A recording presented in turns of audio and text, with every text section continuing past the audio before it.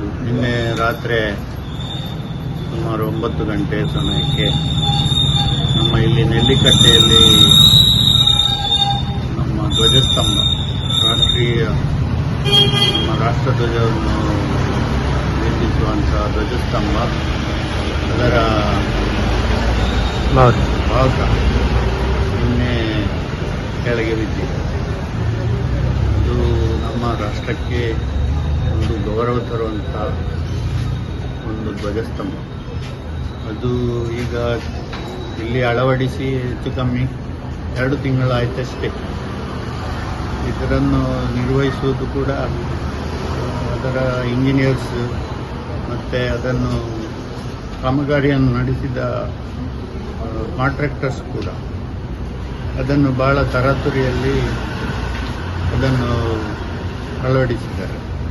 ಅದಕ್ಕೆ ಸೂಕ್ತ ಭದ್ರತೆ, ರಕ್ಷಣೆ ವ್ಯವಸ್ಥೆ ಇದನ್ನೆಲ್ಲ ಗಮನಿಸಬೇಕಿತ್ತು ಅವರು. ಮತ್ತು ಈ ಕಾಮಗಾರಿ ಕೂಡ ಇಲ್ಲಿ ಜನರು ಮಾತಾಡುವ ದೃಷ್ಟಿಯಲ್ಲಿ ತುಂಬ ಕಳಪೆ ಇದೆ, ಅದರಲ್ಲಿ ಗೋಲ್ಮಾಲ್ ಆಗಿದೆ, ಈ ಥರ ಎಲ್ಲ ಜನರು ಮಾತಾಡ್ತಾ ಇದ್ದಾರೆ. ಅದು ಕಾಮಗಾರಿ ಆಗುವಾಗಲೇ ಆ ಥರ ಮಾತಾಡ್ತಾ ಇದ್ರು. ಈಗ ಅದಕ್ಕೆ ಪೂರಕವಾಗಿ ಈ ಧ್ವಜ ಕೂಡ ಬಿದ್ದಿದೆ. ಹಾಗಾಗಿ ಈ ಕಾಮಗಾರಿ ನಡೆಸಿದವರ ವಿರುದ್ಧ ಮತ್ತು ಅದರ ಟೆಂಡರ್ ಮತ್ತು ಇದರಲ್ಲೆಲ್ಲ ಗೋಲ್ಮಾಲ್ ಆಗಿದೆ ಅಂತ ನಮಗೆ ಜನರು ಮಾತಾಡ್ತಾ ಇದ್ದಾರೆ. ಹಾಗೆ ಇದರ ಬಗ್ಗೆ ಒಂದು ತನಿಖೆ ಆಗಬೇಕು. ನಮ್ಮ ರಾಷ್ಟ್ರದ ಗೌರವ ಕಾಪಾಡುವಂಥ ವಿಷಯ. ಆದ ಕಾರಣ ನಿಮ್ಮ ಮೂಲಕ ಇದರ ಬಗ್ಗೆ ಸೂಕ್ತ ತನಿಖೆ, ಭ್ರಷ್ಟಾಚಾರ ನಡೆದಿದೆ ಅಂತ ನಮಗೆ ಅನುಮಾನ ಇದೆ. ಹಾಗೆ ಇದರ ಬಗ್ಗೆ ಸೂಕ್ತ ತನಿಖೆ ಆಗಬೇಕು ಅಂತ ನಾವೆಲ್ಲ ಆಗ್ರಹಿಸ್ತಾ ಇದ್ದೇವೆ. ಅವರು ಧ್ವಜಸ್ತಂಭ ಕೇವಲ ನಿನ್ನೆ ಭಾರಿ ದೊಡ್ಡದಾಗಿ ಏನು ಗಾಳಿ ಮಳೆ ಬಂದಿಲ್ಲ, ಏನು ಬರಲಿಲ್ಲ, ಆದರೂ ಕೂಡ ಅದು ಡ್ಯಾಮೇಜ್ ಆಗಿರುವಂಥದ್ದು, ನಮ್ಮ ರಾಷ್ಟ್ರಧ್ವಜ ಕೆಳಗೆ ಬಿದ್ದಿರುವಂಥದ್ದು, ಇದೊಂದು ಇಲ್ಲಿಯ ಆಡಳಿತ ವ್ಯವಸ್ಥೆ ಅಥವಾ ಇಲ್ಲಿಯ ಇಂಜಿನಿಯರ್ಗಳ ಅಥವಾ ಅದನ್ನು ಕಾರ್ಯ ಮಾಡಿದವರು ಎಷ್ಟರ ಮಟ್ಟಿಗೆ ಕಳಪೆ ಇದೆ ಅನ್ನುವಂಥದ್ದು ನಮಗೆ ಈಗ ಗೊತ್ತಾಗ್ತದೆ. ತುಂಬ ಗಂಭೀರವಾಗಿ ಇದನ್ನು ಗಮನಿಸುವಂಥ ಸಂಗತಿ. ಯಾಕೆಂತ ಹೇಳಿದರೆ ಇನ್ನು ಬರುವಂಥ ಜಾತ್ರೆ ಇದೆ. ಆ ಕಳಪೆಯ ಕಾಮಗಾರಿಯಿಂದಾಗಿ ಇನ್ನು ಬರುವಂಥ ಜಾತ್ರೆ ಸಂದರ್ಭದಲ್ಲಿ ಅಲ್ಲಿ ಬರುವಂಥ ಯಾರು ಭಕ್ತರಿರ್ತಾರ ಅವರಿಗೂ ಇದರಿಂದ ತೊಂದರೆ ಆಗ್ಬೋದು. ಹಾಗಾಗಿ ಈ ರೀತಿಯ ಕಳಪೆ ಕಾಮಗಾರಿಗಳನ್ನು ಮಾಡುವುದರ ಮುಖಾಂತರ ನಮಗೆ ಅನ್ನಿಸ್ತದೆ, ಅದನ್ನು ನೋಡುವಾಗ ಹಾಕಿರುವಂಥ ಕಂಬ ಏನಿದೆ ಅದು ಕೂಡ ಬೆಂಡಾಗಿರುವ ರೀತಿಯಲ್ಲಿ ಕಾಣ್ತಿದೆ. ಒಂದು ರೀತಿಯಲ್ಲಿ ಜನರ ಮಧ್ಯೆ ಸೋಕಿ ಮಾಡುವುದಕ್ಕೋಸ್ಕರನೇ ಇದನ್ನು ಹಾಕಿದಾರಾ ಅಥವಾ ಪ್ರಾಮಾಣಿಕವಾಗಿ ರಾಷ್ಟ್ರದ ಮೇಲೆ ಬಚ್ಚಿದ್ದುಕೊಂಡು ಇದನ್ನು ಮಾಡಿರುವಂಥದ್ದನ್ನು ಮಾಡಿದಾರಾ ಅನ್ನುವಂಥದ್ದು ನಮಗೆ ಇರುವಂಥದ್ದು. ಏನೇ ಇರಲಿ, ಆದರೆ ತಕ್ಷಣ ಅದಕ್ಕೆ ಸಂಬಂಧಪಟ್ಟ ಇಂಜಿನಿಯರ್ ಯಾರಿದ್ದಾರ ಅವರು ತಕ್ಷಣ ಅದಕ್ಕೆ ಗಮನವನ್ನು ಕೊಟ್ಟು ಇನ್ನು ಯಾವುದೇ ಸಂದರ್ಭದಲ್ಲಿ ಕೂಡ ಯಾವುದೇ ರೀತಿ ಹಾನಿಯಾಗದ ರೀತಿಯಲ್ಲಿ ಅದನ್ನು ಸರಿ ಮಾಡಿಸಬೇಕು ಅನ್ನುವಂಥದ್ದು ನಮ್ಮ ಆಗ್ರಹ ಇದೆ. ಮಹಾಲಿಂಗೇಶ್ವರ ದೇವಾಲಯದ ಎದುರು ಅಂದರೆ ಪರಿಧಿಯ ಹೊರಗಿರ್ಬೋದು, ಆದರೆ ದೇವಾಲಯದ ಎದುರು ಒಂದು ನಮ್ಮ ರಾಜ್ಯದ 3ನೇ ಅತಿ ಎತ್ತರದೊಂದು ರಾಷ್ಟ್ರಧ್ವಜವನ್ನು ನಮ್ಮ ಮಾನ್ಯ ಶಾಸಕರು ಅವರೊಂದು ಮುತುವರ್ಜಿಯಿಂದ ಅಲ್ಲಿ ನಿರ್ಮಾಣ ಮಾಡಿರ್ತಾರೆ.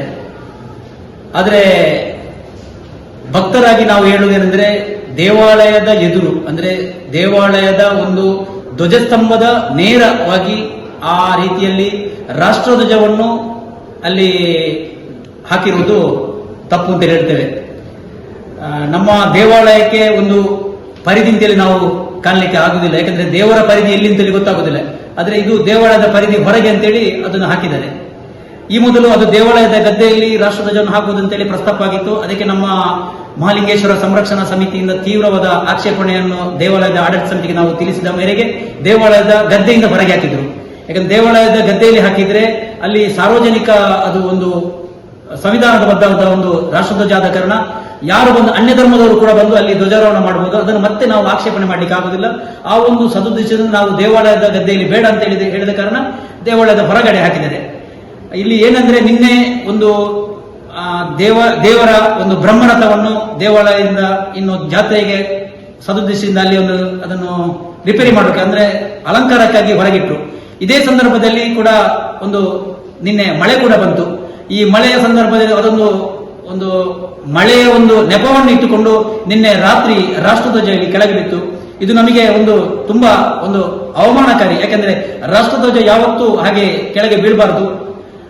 ಅಲ್ಲಿ ಹಾಕಿರುವುದು ನಾವು ಹೇಳಿದ್ರೆ ಅಲ್ಲಿ ಹಾಕಿರುವುದು ತಪ್ಪು. ಇದು ದೇವರ ಇಚ್ಛೆಯ ಅಥವಾ ಭಕ್ತರ ಪ್ರೇರೇಪಣೆ ಗೊತ್ತಿಲ್ಲ. ಈ ಹಿಂದೆ ಕೂಡ ದೇವಾಲಯದಲ್ಲಿ ಒಬ್ಬರು ವಿದ್ವಾಂಸರು ಕೂಡ ಪ್ರಸ್ತಾಪ ಮಾಡಿದ್ರು. ದೇವಾಲಯಕ್ಕೆ ಎದುರಾಗಿ ಅಂದ್ರೆ ಧ್ವಜಸ್ತಂಭದ ಎದುರಾಗಿ ಅದು ಹಾಕಿದ್ದು ತಪ್ಪು ಅಂತ ಹೇಳಿದ್ರು. ಅದು ನಿಜವಾಗಿಯೂ ತಪ್ಪು ಅಂತೇಳಿ ನಾವು ಹೇಳುದು. ಯಾಕೆಂದ್ರೆ ದೇವಾಲಯದ ಎದುರು ಅದು ಹಾಕಿರೋದು ತಪ್ಪು. ಇನ್ನಾದರೂ ಅದನ್ನು ಎಚ್ಚೆತ್ತುಕೊಂಡು ಆಡಳಿತ ಸಮಿತಿ ಅದನ್ನು ಹೊರಗಡೆ ಎಲ್ಲಿಯಾದರೂ ಅಳವಡಿಸುವುದು ಒಳ್ಳೆದಂತೇಳಿ ನಮ್ಮ ಭಾವನೆ. ರಾಷ್ಟ್ರಧ್ವಜಕ್ಕೆ ನಾವು ಗೌರವ ಕೊಡಬೇಕು. ಅದನ್ನು ರಾಷ್ಟ್ರಧ್ವಜ ಹಾಕಿದ್ರೆ ಅದಕ್ಕೆ ಇನ್ನೂ ಕೂಡ ಅತ್ಯಂತ ಗೌರವ ಅಂತೇಳಿ ನಾನು ಭಾವನೆ ಮಾಡ್ತೇನೆ.